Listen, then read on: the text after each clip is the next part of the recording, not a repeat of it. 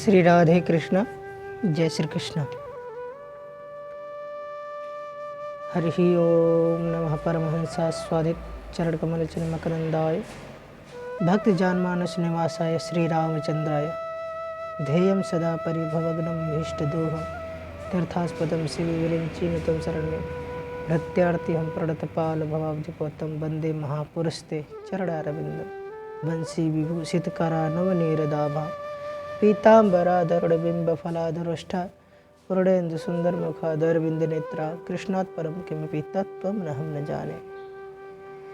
भक्त भक्ति भगवंत गुरु चतुर्नाम बपुए जिनके पदबंधन के नासत विघ्न अनेक अखंड मंडलाकारं व्याप्तं येन चराचरं तत्पदं दर्शितं येन तस्मै श्री गुरुवे नमः। और श्री बाल कृष्ण लाल की जय, श्री सद्गुरुदेव भगवान की जय, श्री गुरु जी महाराज की जय,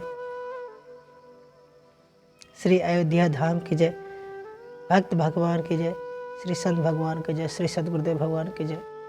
जय जय श्री सीताराम। श्री भक्तमाल जी में कहते हैं कि भक्त भक्ति भगवंत गुरु चतुर नाम बपु एक, तिनके पद बंधन की नासत विज्ञानिक।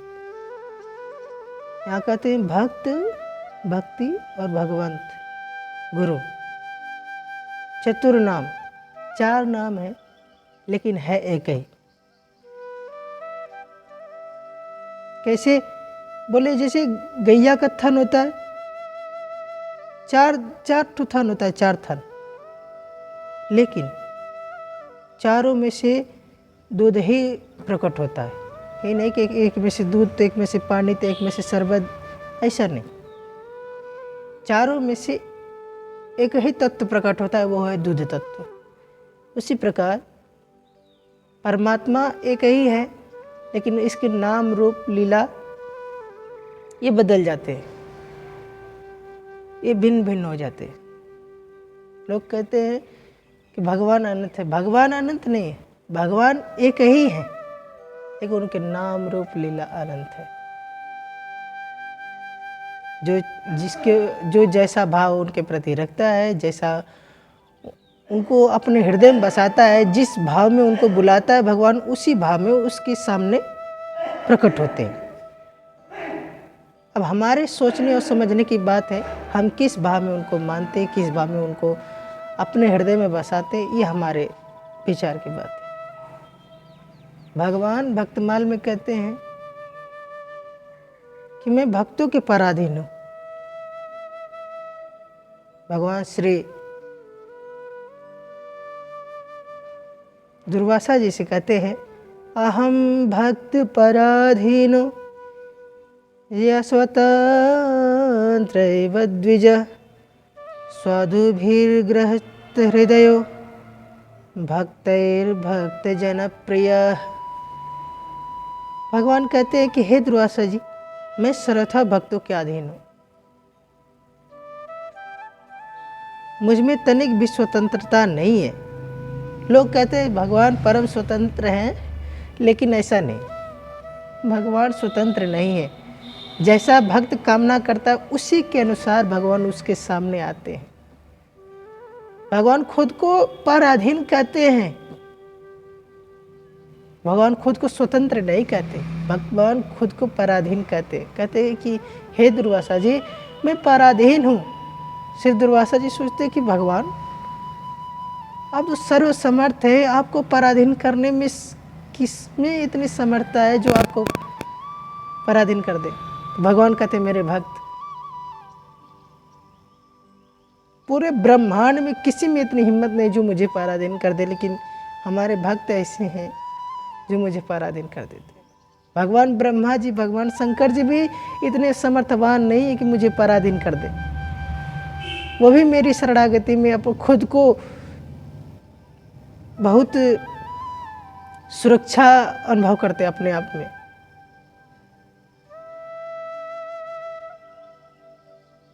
मैं उनको भी शरण देता हूं, लेकिन मेरे भक्त जो है मैं उनके पराधीन रहता हूँ। दम की बात ये बताए कि जितना वो हमसे प्रेम करते हम भी उनसे उतना ही प्रेम करते।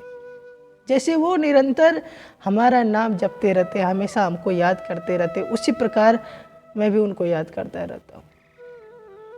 हम में और उनमें कोई अंतर नहीं है। देखिए बात स्पष्ट हो गई। भगवान खुद कहते हैं कि मुझ में और मेरे भक्तों में कोई अंतर नहीं है। कैसे? बोले सामने एक शीशा रख दीजिए। शीशा रख दिया गया सामने। अब हम शीशा के इधर बैठ गए, सामने बैठ गए। अब शीशा के में भी हम ही है और शीशा के बाहर भी हम ही है। जैसा हम बाहर है वैसे ही शीशा के अंदर भी है, अलग नहीं है।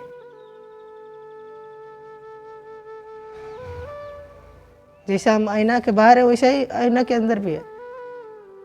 उसी प्रकार भगवान कहते हैं जैसा मैं हूँ वैसा ही मेरे भक्त हैं। उनमें, हम में और उनमें कोई अंतर नहीं है। वो निरंतर मुझे याद करते करते करते करते मेरे समान हो जाते हैं और मैं उनके निरंतर याद करते करते मैं उनके समान हो जाता हूँ। अब कोई अंतर बताए कि कौन भगवान कौन भक्त, तो कोई नहीं बता सकता। भगवान शंकर भगवान को इतना प्रेम करते हैं। भगवान शंकर कैलाश में रहने वाले महात्मा, हमेशा राग धुनी लगाने वाले। तो उनका स्वरूप तो नीलवर्ण होना चाहिए, काला होना चाहिए। और भगवान श्री हरि वो निरंतर शेष सैया पर क्षीर सागर में, वो भी भगवान शेष के फन के छाव में रहते हैं। वह निरंतर शीतलता रहती है। ऊपर से और शीतलता के लिए हमारे श्री जी उनके चरणों के पास बैठी रहती है, निरंतर उनके पाद सेवा करते रहती है। ऐसी कृपा में हमारे कोमलांगम भगवान श्री हरि। अब देखिए भगवान श्री हरि को गोरा होना चाहिए, लेकिन भगवान शंकर भगवान श्री रघुनाथ जी को, श्री हरि को इतना याद करते हैं कि उनको याद करते करते करते करते भगवान शंकर का जो स्वरूप है वो भगवान श्री हरि में आ गया। अब भगवान श्री हरि का जो स्वरूप है भगवान शंकर में चला गया।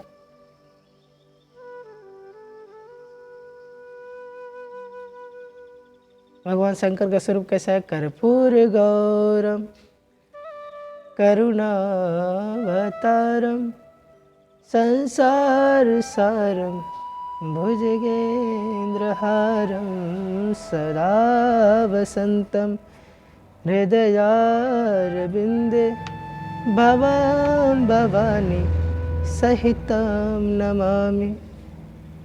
अब भगवान श्री हरि का नीलम भुज श्यामल कोमलांगं सीता समरो पितवाम भागं पाड़ो महासा यकचारु चापम नमामि रामम रघुवंशनाथम।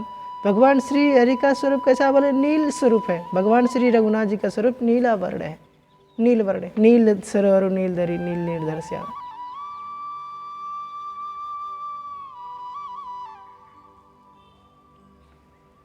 तो भगवान कहते हैं अहम भक्त पराधीनो ये स्वतंत्र एवं द्विज साधुभिर गृहस्थ हृदय भक्तैर भक्त जनप्रिय।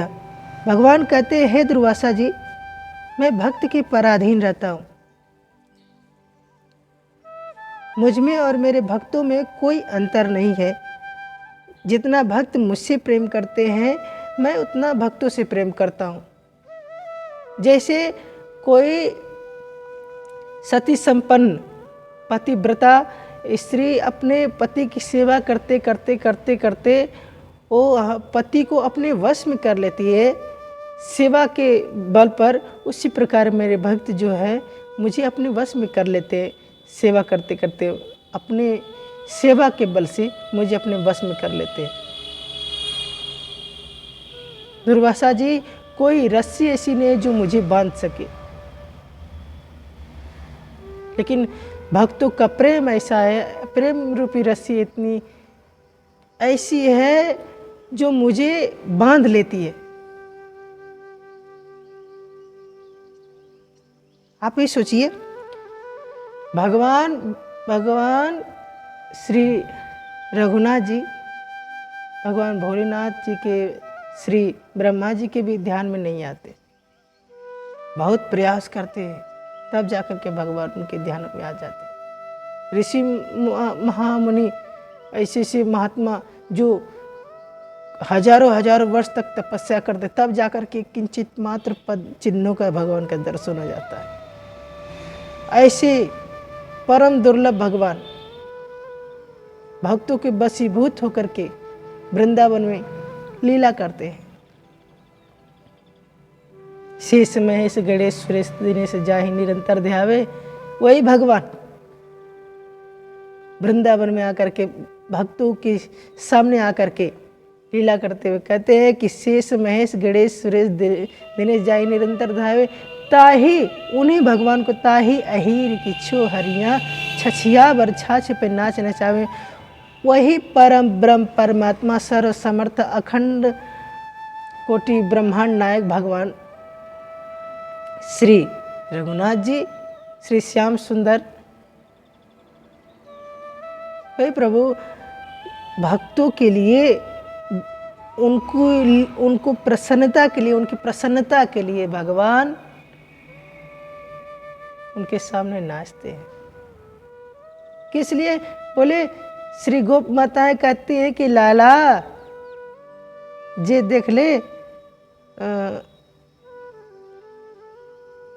छछिया बर छाछ है, अगर नाच के दिखाओगे तो मैं तुम्हें छाछ पिलाऊंगी। तो भगवान वो छाछ पीने के लिए अरे छाछ का बहाना है, तो भगवान उन लोगों के हृदय में प्रसन्नता, उन लोगों के हृदय में आनंद प्रदान करने के लिए भगवान छछिया बर छाछ पर नाच नचावे। भगवान वो थोड़ी सी छाछ के लिए भगवान उनके सामने नाचते हैं, नृत्य करते हैं, दिखाते हैं, उनको आनंद प्रदान करते हैं। तो ऐसे भगवान परम कृपालु है। भगवान भक्तों के पराधीन होकर के खुद को भक्तों के पराधीन कहते हैं। ऐसे सर्व समर्थ भगवान जो सब कुछ करने में समर्थ है, उनको कौन अधीन कर सकता है? लेकिन फिर भी भगवान भक्तों के अधीनस्थ होकर के उनके आगे पीछे डोलते रहते हैं। ऐसे ही भक्त हैं श्री करमेती जी। उनके बारे में भगवान के भक्त श्री नाभा जी कहते हैं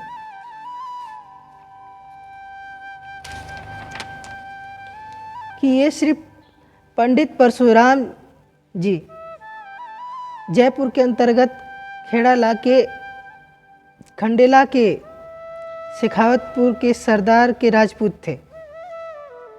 उन्हीं की पुत्री श्री करमेती जी। इनका मन भगवान में लग गया।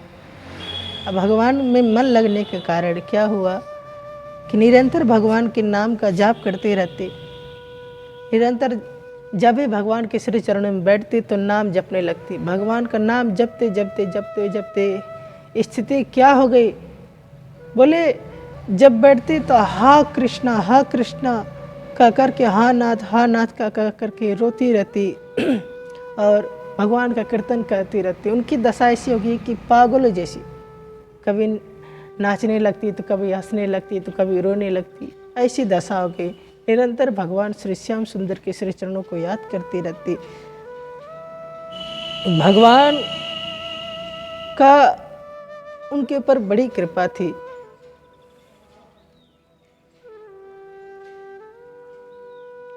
और उनका भगवान के प्रति प्रेम देख करके लोग बहुत प्रसन्न हुआ करते थे। करमेती की इच्छा विवाह करने की नहीं थी, परंतु लज्जावश वह कुछ कह न सकी। श्री करमेती जी पहले के लोग अब के लोग की तरह नहीं थे। माता पिता जैसे कह देते थे वो भले उनकी इच्छा हो ना हो, संकोच, बस संकोच ऐसा धन है,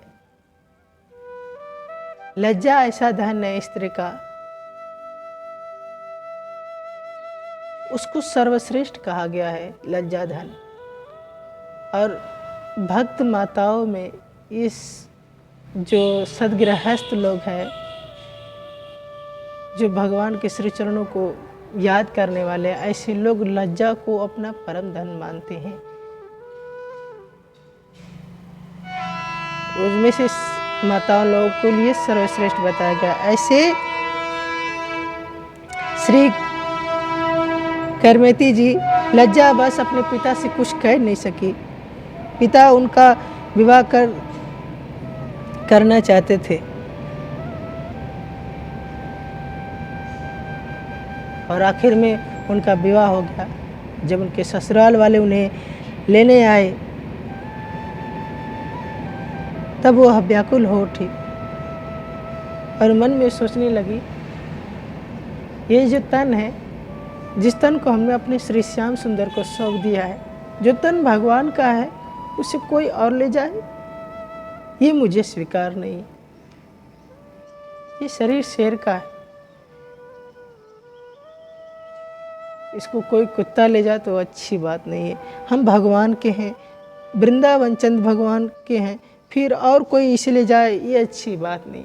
यही सोच करके श्री करमेती जी भगवान को, वृंदावन चंद्र भगवान को पुकारते पुकारते आधी रात में, जब सभी लोग सो रहे थे, तब चुपचाप अकेले घर से निकल पड़ी और वृंदावन के लिए चल पड़ी। जब सवेरे घर में करमेती जी से मिलने के लिए सभी लोग उनके पास गए और उनको ना देखे तो सभी लोग परेशान हो गए कि कहाँ गई, कहाँ गई। घर में हलचल मच गई। परशुराम पंडित जी जानते थे कि उनकी पुत्री कितनी पवित्र है, किंतु लोक लज्जा के भय से अपने यजमान राजा के पास गए और राजा से जाकर बोले कि आप घुड़सवारों को भेज करके हमारी पुत्री करमेती का खोज करवाई कि कहाँ गई। घुड़सवार निकले श्री करमेती जी को ढूंढने के लिए। वो भागते जा रहे थे, भागते भागते जब उन्होंने पीछे देखा तो कुछ घुड़सवार उनके तरफ आ रहे थे। आप सोचे कि अब क्या करें। हा कृष्णा श्री वृंदावन चंद किशोर निरंतर नाम लेती रहती और भगवान को याद करते रहते। निकल आगे जाते जाते फिर उनको एक ऊंट दिखा। ऊंट, मरा हुआ ऊंट था, लेकिन उसको कौवा और कुत्ते जो थे वो सब खा करके उसके अंदर का सब नोच नाच करके उसको खा गए थे। उनके अंदर बस खोल रह गए थे, ऊपर से खोल रह गई थी और हड्डी रह गई थी। अब आप सोचिए ऐसी दशा में उसमें कितनी दुर्गंध होती है। उसके पास कोई जाना नहीं चाहता, घृणा होती है, दुर्गंध आती है, उसको कोई बर्दाश्त नहीं कर सकता। लेकिन भक्त कितना सर्वसमर्थ होता है, भगवान का प्रेम कितना श्रेष्ठ होता है, कौन बता सकता है। उन्होंने उस दुर्गंध का चिंता नहीं किया। वो जा करके ऊँट का जो शरीर था उसके अंदर घुस गई और नाक बंद करके उसी में श्री कृष्णा का करके उसी में बैठी रही। सैनिक लोग आए, देख करके चले गए। कहते हैं कि उसमें श्री करमेती जी 4-5 दिन तक उसी में बैठी रही। सैनिक लोग आए और देख करके निराश होकर के चले गए। जब 3-4 दिन हो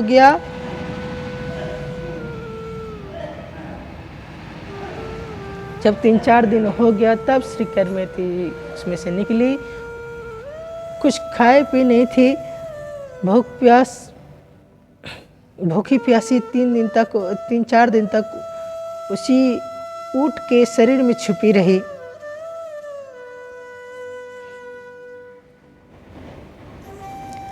लेकिन उसके अलावा और कोई उपाय भी नहीं था। भगवान के श्री चरणों में जाने के लिए, भगवान श्री वृंदावन बिहारी सरकार के पास पहुंचने के लिए ये उनको रास्ता मिला।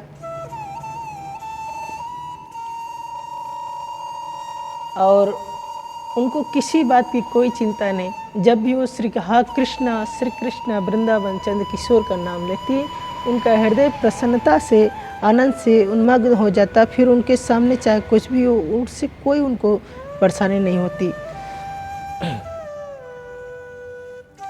और वो फिर वृंदावन की तरफ चली गई। जब श्री परशुराम पंडित जी को अपनी पुत्री का कहीं पता नहीं लगा, तब वे वृंदावन आए। लेकिन भला वृंदावन में करमेती जी को जानता पहचानता कौन था? एक दिन वृक्ष पर चढ़कर परशुराम पंडित जी इधर उधर देख रहे थे, तभी उन्हें ब्रह्मकुंड पर उन्हें श्री बैरागिनी दिखाई दी। वहां जाने पर उन्होंने देखा कि साधु भेष में श्री करमेती जी ध्यान मग्न में बैठी हुई हैं।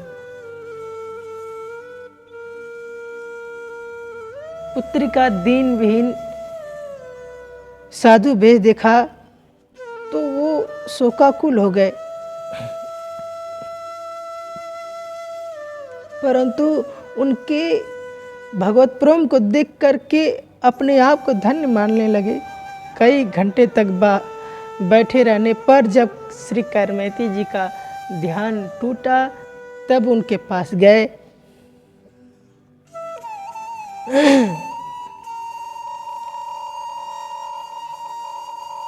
नहीं, वो ध्यान में बैठी रही, कई घंटे तक बैठी रही। तब जा कर के उन्होंने उनको हिला करके उनका ध्यान भंग किया।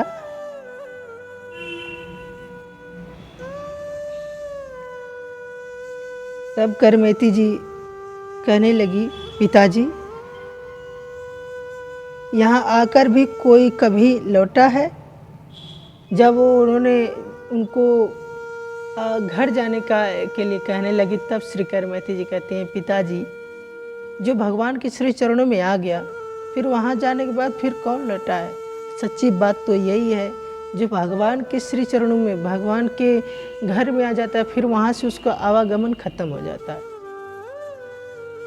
फिर वहाँ से तो फिर उसको केवल आनंद ही आनंद रहता है। उसके बाद और किसी बात को कोई चिंता नहीं, क्योंकि आगे देखने वाले तो भगवान श्री रघुनाथ जी हैं। श्री परशुराम जी कहते हैं, बेटा, तुमने मेरा नाक कटा दिया। तुम रात में भाग कर चली आई, मेरी नाक कट गई सबके सामने। तो श्री करमेती जी कहते हैं, पिताजी, इतनी बड़ी नाक रखना है क्यों, जिसे नाक कट गई? अरे नाक तो जीव की पहले से ही कटी हुई है। जब से वो जीव भगवान के श्री चरणों से दूर हुआ है, तब से उसकी नाक कटी हुई है। नाक को सुधारना है, नाक को बचाना है, तो भगवान के श्री चरणों में आकर के भगवान के भजन करिए। श्री करमेती जी उनको समझाई। श्री परशुराम जी श्री करमेती जी के भाव को देख करके आखिरकार वापस लौट गए और जा कर के उन्होंने राजा को समाचार सुनाया। तब राजा श्री करमेती जी को से मिलने और उनका दर्शन करने वृंदावन गए। और श्री करमेती जी अपने भाव के द्वारा, अपने वाणी के द्वारा राजा को भी भक्त रूप में परिवर्तित कर दिया। इसीलिए ऐसी श्री करमेती जी जो निरंतर भगवान के श्री चरणों का ध्यान करते रहते हैं, ऐसे जो निरंतर भगवान को ही अपना सब कुछ मानते हैं, जीवन धन प्राण धन अरे उनके लिए श्वास भी उनके लिए कोई मायने नहीं रखता। श्वास भी उनके लिए बाधा लगती है। पलक, ये जो पलक होती है, पलक हमारी आँख की रक्षा के लिए है। लेकिन जब श्री गोप माताएं भगवान श्री श्याम सुंदर का दर्शन करती है और पलक गिर जाता, तो ब्रह्मा जी को गाली देते हैं कि ये मूर्ख ब्रह्मा ने पलक क्यों बनाया। एक तो भगवान के दर्शन यूं ही नहीं होते, ऊपर से जब दर्शन होते तो ये बीच में आकर के व्यवधान डालती है।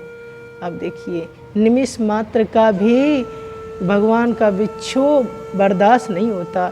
इसीलिए भगवान के श्री चरणों का ऐसे जो निरंतर भगवान को ही याद करते रहते, क्षण मात्र भी भगवान की त्रुटि, भगवान के दर्शन की त्रुटि, भगवान का ध्यान की त्रुटि, भगवान के नाम त्रुटि बर्दाश्त नहीं होती, जीव विकल हो जाता। अरे राम राम, हमने भगवान को भुला कैसे दिया। ऐसे भक्त के अधीन निरंतर भगवान रहते हैं और ऐसे भक्त के पराधीन भगवान खुद को बलपूर्वक गर्व से कहते कि मैं स्वतंत्र नहीं हूँ, मैं परतंत्र हूँ, ऐसे भक्तों के अधीन हूँ।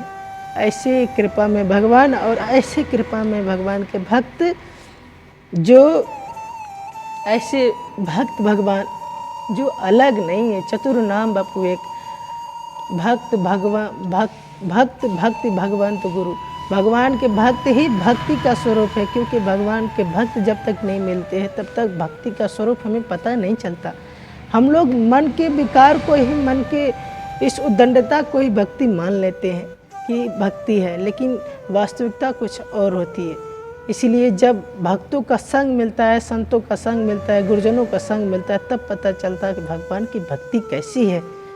भक्त भक्ति भगवंत गुरु चतुर नाम बपू एक, तिनके पद बंधन किए नासत विघ्न अनेक। अनेकों विघ्न तत्काल नष्ट हो जाते हैं भगवान के और भगवान के भक्तों का ध्यान करने से। इसीलिए हम लोग को भी जब मनुष्य शरीर मिला है तो भगवान के श्री चरणों का ध्यान करना चाहिए, भगवान के भक्तों का ध्यान करना चाहिए। अगर कोई संत सद्गुरुदेव भक्त कोई आ जाए तो उनकी श्री चरणों का खूब अच्छे से पाद सेवा करें, क्योंकि ये कोई प्रमाण नहीं है कि भगवान रूप में ही आएंगे। भगवान किसी भी रूप में आ सकते हैं, ना जाने के भेष में नारायण मिल जाए। तो भगवान किस भेष में किस रूप में मिल जाएंगे कोई ठीक नहीं है। इसीलिए श्री गोस्वामी श्री तुलसीदास जी कहते हैं कि तुलसिया जगत में सबसे मिलिए धाय, ना जाने कहीं भेष में नारायण मिल जाए। तो भगवान किस भेष में, किस अवतार में कैसे मिल जाएंगे कोई ठीक नहीं। भगवान की अगली कथा में श्री नामदेव जी की कथा में बताएंगे कि श्री नामदेव जी को भगवान कैसे प्राप्त हुए, कैसे श्री नामदेव जी सेवा करते करते कुत्ते के शरीर से भगवान को प्रकट कर दिया। ऐसा भाव, ऐसा भगवान के प्रति भाव, और उस भाव को सत्य करने के लिए, भक्त की मान रखने के लिए भगवान कुत्ते से प्रकट हो गए। ऐसे सर्वसमर्थ भगवान, सब कुछ जिनकी भृगुटी मात्र से सृष्टि का पूरे ब्रह्मांड का लय हो जाता है, और उसी से भगवान पूरे ब्रह्मांड को, सृष्टि को उत्पन्न पालन संहार करते हैं। ऐसे सर्वसमर्थ भगवान, और ऐसे सर्वसमर्थ भगवान भक्तों के अधीन होकर के कभी नाचते हैं तो कभी उनके लिए कूदते हैं, तो कभी चोरी करते हैं, तो कभी अपना नाम चोर रखवा लेते हैं। ऐसे सर्वसमर्थ, ऐसे दीन वत्सल, करुणा वत्सल, भाव वत्सल भगवान श्री रघुनाथ जी हमारे हृदय में और आप सबके हृदय में अपनी भक्ति प्रदान करें, और हमें भी भगवान की भक्ति प्राप्त हो। इसलिए और आप लोग के हृदय में भगवान की भक्ति प्राप्त हो। इसी के साथ अपने वाणी को विराम देंगे। राधे कृष्णा, श्री राधे कृष्णा।